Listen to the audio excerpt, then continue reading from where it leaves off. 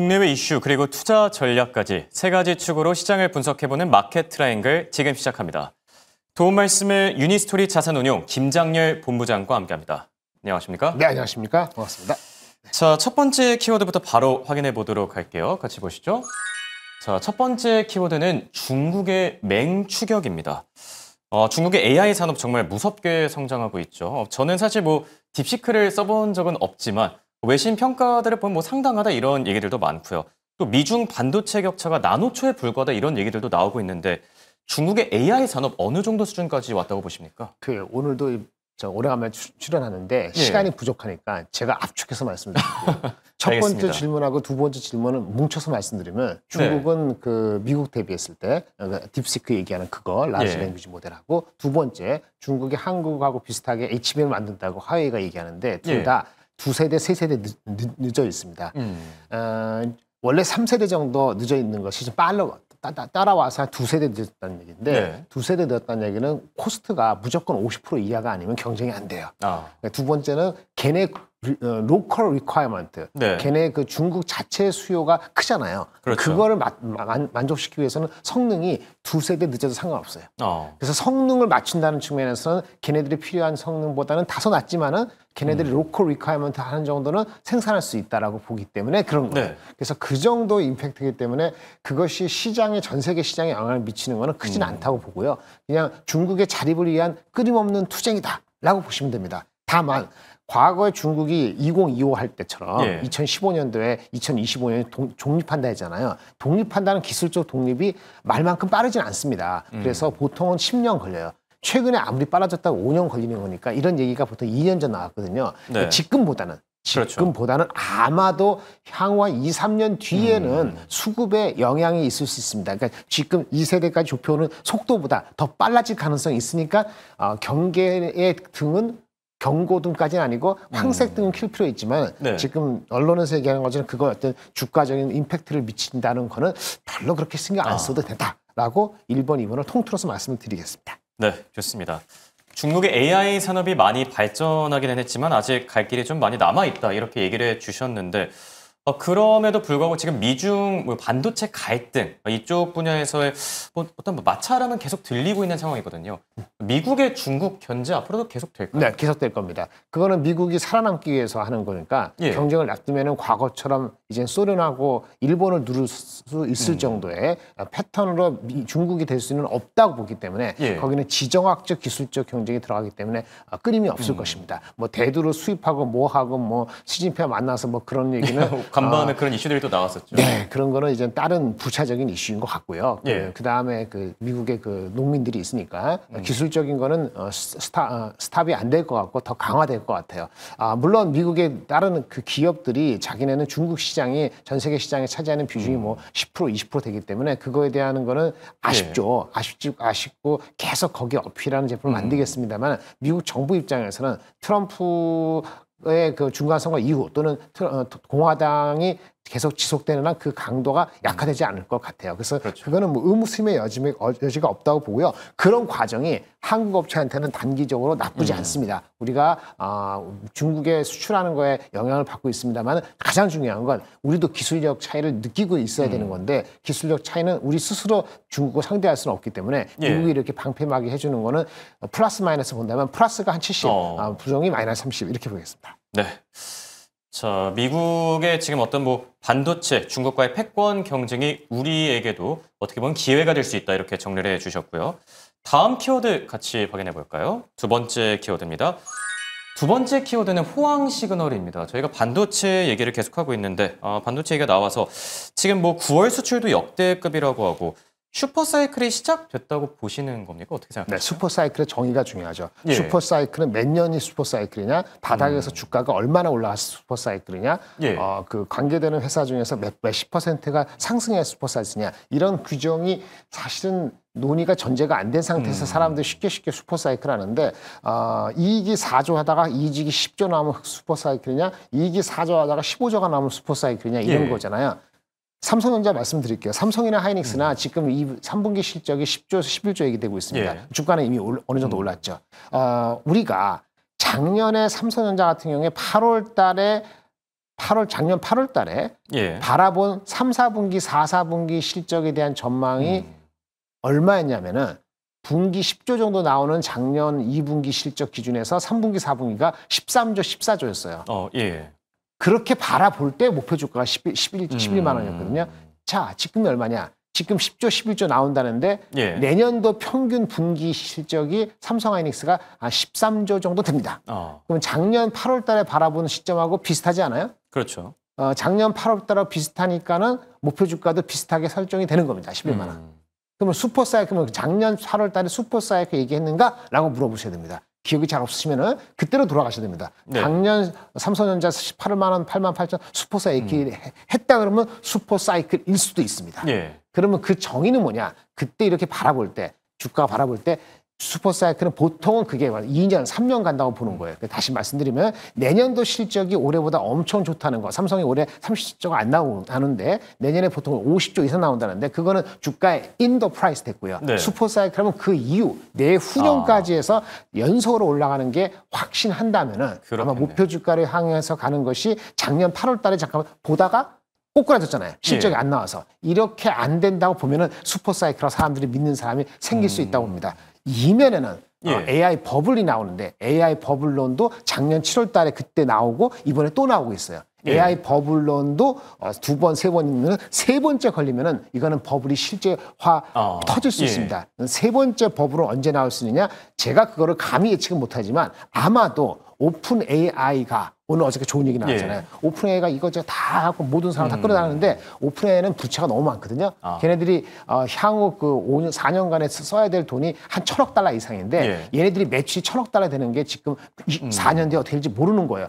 그냥 부채가 한 500% 되니까 이런 모든 문제를 오픈 AI한테 올인하는 것이 문제가 있다고 조금 드러나면은 그때는 슈퍼사이클이 중간에 버블 버스트로 맞출 수 있어요. 그 판단이 계속 작년 올해 있는데 보통 사람의 기억력을 봤을 때는 세 번째 걸리면은 그때는 리스크가 걸릴 수 있습니다. 그럼 지금 뭐냐? 지금은 그거를 염려할 수 있지만 염려사 나왔죠? 왜? 그것 때문에 뭐 오라클도 올라가다 내려가고 그런 것이 아이 그러면 오픈AI만 꼬꾸라지면 다 꼬꾸라지는 거 아니야? 라는 생각이 들 거란 말이다. 그렇죠. 드는데 그거가 증거가 될 수 있는 거는 시간이 필요합니다. 그래서 그것이 잘못될 수도 있다는 것에 증거가 필요한 시기가 필요하기 때문에 지금은 아니고 나중에는 될 수 있다. 하지만 지금은 즐겨라. 그다음에 엑시트가 추구가 어딘지 보면서 즐겨라. 이렇게 말씀을 드릴 수 있겠습니다. 네, 지금을 즐겨라. 까르페디엠 얘기해 주셨어요. 맞습니다. 반도체 슈퍼사이클에 대한 얘기가 많지만 정의가 또 중요하죠. 그런데 지금은 괜찮을 수 있지만 오픈 AI발 버블 버스트, 그러니까 거품이 터지는 순간에는 경계될 필요가 있다. 이렇게 조언을 해주셨고요. 그리고 말이 나온 김에 반도체 업종 내에서도 이제 기판이나 후공정, 뭐 소켓 등 세부적으로 나눈다면은 상승 흐름이 어떤 순서로 올 거라고 예상하십니까? 네, 아까 지금 말씀드렸는데 10조, 11조 영업이익이 아니고 삼성전자, 하이닉스가 둘이 싸워서 하나가 떨어지면 하나가 올라가고 삼성이 들어오니까 하이닉스가 무너지고 이런 잠깐 이상한 생각들을 했었잖아요. 그게 아니고 둘 다 돈을 많이 벌잖아요. 분기 10조, 15조 되면 당연히 얘네가 돈을 많이 버니까 투자를 많이 하겠죠. 라고 생각하면 됩니다. 많은 예전과 달리 캐펙스 디스플레이라 해서 그렇게 무작위하게 투자를 안 할 가능성이 있어요. 그래서 전체적으로는 어떻게 되죠? 중요한 건 아까 오픈AI 발로한다는 건 GPU가 됐든 아니면 AGI 됐든 칩에 대한 성능을 높이고 그렇게 하기 위해서 여러 가지 제품이나 PCB나 이런 거 서킷이 바뀌고 이런 거에 먼저가 천착하기 때문에 그것 때문에 최근에 주가가 많이 올랐던 것 중에 하나는 PCB라든지 소재가 많이 오른 거예요. 과거에는 그냥 돈만 벌면 무조건 투자했거든요. 그래서 순서는 그렇게 되는데 결국 돈이 더 많이 번다는 거. 5조, 10조가 아니고 10조, 14조 되면은 그러면 투자를 엑셀러레이션 할 수 있죠. 어차피 오픈 AI처럼 오픈 AI가 필요한 게 월 한 90만 장이에요. 근데 삼성 하이닉스가 지금 합해서 110만 장이에요. 근데 그거하고 그렇게 해석하면 안 됩니다. 삼성전자 하이닉스 110만 장이 지금이지 삼성전자 하이닉스가 향후 오픈 AI 같이 하는 게 아니고 원래 26, 7, 8, 9년도 매년 증가를 하려고 생각했을 거 아닙니까? 그거 계산하면은 나중에 한 150만 장은 될 겁니다. 그럼 90만 장 요구하는 게 지금 당장이 아니니까 90만 장, 110만 장은 아니고 90만 장, 150만 장이니까 오픈 AI 말고 다른 거 부족하잖아. 그래서 마이크론이 올라간 거거든요. 마이크론이 가장 막혔지만. 그러니까 그렇게 해야 되는데 주시장 항상 미친 듯이 좋아할 때는 날아가잖아요. 그러니까 계산은 그런 식이거나 안 되는 건데 삼성 하이닉스가 오픈AI 됐다고 해서 그럼 투자 계획을 90만 장에 110만 장에서 향후 4년 내에 150만 장 되는 거를 200만 장으로 더블 진짜 할 것이냐, 빨리. 그런 액션을 보일 거라 보면은 장비업체가 난리치는 건데, 네. 과거보다는 좀 프루던스, 침착하게 간다고 하면은 하나하나 재면서 갈 수도 있다는 얘기가 되거든요. 그것이 그렇죠. HDD가 쇼티지가 돼갖고 낸드, SSD가 난리 나는 거 똑같은 거예요. 네. HDD는 구닥다리인데 그게 AI 때문에 쇼티지가 날 줄 몰랐는데 HDD 업체들이 생산을 안 해놨기 때문에 시게이트하고 웨스턴 디지털 난리가 난 거고 네. 그러니까 HDD가 부족하니까 HDD 대체되는 SSD 샀는데 SSD가 HDD보다 가격이 무려 4배나 높은 정도 갔는데 SSD 만드는 회사의 낸드는 삼성하이닉스가 꽉 갖고 있는데 삼성하이닉스 돈이 안 남았고 얼마 전까지 지난 몇 달 전까지 흑자가 아니었기 때문에 투자를 줄여놨단 말이에요. 그러니까 갑자기 투자를 하고 하는 속도가 그렇게 빨라지지 않을 수 있는 거죠. 그럼 그거를 간극이 있다는 걸 사람들이 얼마나 삼성하이닉스가 어그레시브한 투자를 하느냐에 따라 갖고 장비 업체가 다른 건데 실적의 포캐스트는 금방 안 난다기 때문에 실적이 아니라 감으로 야 엄청 필요하겠다 하면은 그 주가들이 미리 이익에 관계없이 주가가 추스는 거예요. 지금은 처음에 단계 소재 단계하고 이거는 어느 정도 마무리가 됐고 장비 쪽에 삼성전자 하이닉스가 과연 얼마나 공격적으로 투자를 실제 할 것이냐에 대한 베팅 영역입니다. 그렇죠. 베팅이 되면은 역시 15% 이상 갈 수도 있고요, 주가들이. 네. 근데 그것이 갔다가 넘버가 바로 안 따라오면은 삼성하이닉스가 프루던트하게 해 이렇게 생각하면 내려가. 그래서 꼭지는 뭐냐? 삼성하이닉스에 대한 이익 전망이 정교하게 시장에서 10조, 11조 나와야 됩니다. 안 나오면 실망이고요. 13조까지 간다는 게 확인이 돼야 돼요. 그게 안 나오면 주가는 빠져요. 네. 거꾸로 삼성전자 하이닉스가 슈퍼사이클 분기 15조 정도가 나오는 과정이 생겨서 삼성 하이닉스가 9만 원, 40만 원 최소한 그걸 뚫어야지 다른 주가에 대해서 장비 업체에 대해서도 투자가 분명히 빨리 될 거라는 생각이 들면서 많이 오른 주가에서 한 단계 더 레그업이 되는 거거든요. 이게 굉장히 정교한 레벨이 들어가는 거예요. 오늘은 다들 흥분하실 거고 삼성전자 하이닉스나 반도체 안 갖고 가신 분들이 오늘 시초가 막 살라고 난리 칠 거예요.